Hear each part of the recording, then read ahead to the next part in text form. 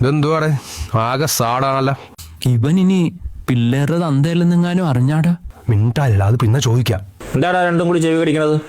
അല്ല, നിന്റെ മുഖം ദുഃഖപൂർണമായ അവസ്ഥയിലിരിക്കുന്നത് കൊണ്ട് ചോദിച്ചതാ.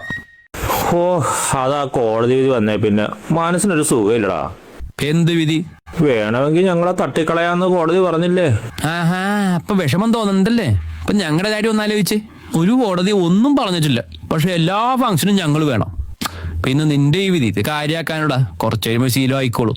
എടാ, വെറുതെ ടെൻഷൻ അടിച്ചിരിക്കാതെ എന്നെപ്പോലെ ലൈഫ് എൻജോയ് ചെയ്യാൻ പഠിച്ച്.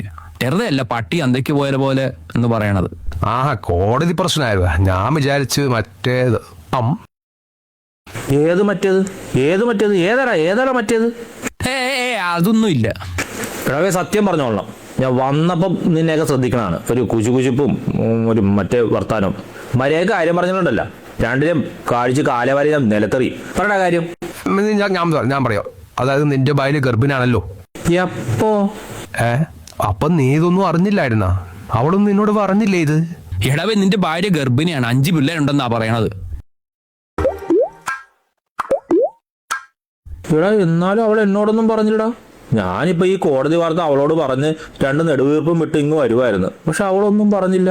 നല്ല ഉറക്കോ ക്ഷീണോ പോലെയൊക്കെ എനിക്ക് തോന്നി. എടാ, ഗർഭിണികൾ എങ്ങനെയാടാ ഉറങ്ങുന്നത്? അങ്ങനെ ഗർഭിണികൾ ഉറങ്ങാറില്ലേ? ഇല്ല, അവർക്ക് ഉറങ്ങാൻ പറ്റത്തില്ല. അതെന്നാടാ കാരണം? എടാ, ഈ വയറ്റിൽ കിടക്കുന്ന പിള്ളേര് ചുമ്മാ ചവിട്ടുമല്ലേ. ഞങ്ങളെ പോലെ മുട്ട ഇടുമെന്നാണെങ്കിൽ പ്രശ്നമില്ല, എപ്പ വേണേലും ഉറങ്ങാം. അതെന്താ അങ്ങനെ? മുട്ടച്ച് കാലില്ല.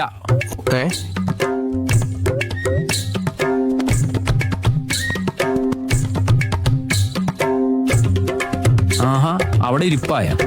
എന്താണ് ഞാൻ ഇരുന്നാല്? അല്ല, നിന്റെ ഭാര്യ ഗർഭിണിയായ വിവരം അവൾ നിന്നോട് എന്താ പറയാത്തത് നീ ചോദിക്കുന്നില്ലേ? അതിന് ഞാൻ അങ്ങോട്ട് ചെല്ലുമ്പോ അവള് പറയുമായിരിക്കും എന്നല്ല, അവള് പറയും. അപ്പോഴും പറയണമെന്നില്ല. എന്നടാ അങ്ങനെ ഒരു ടോക്ക്?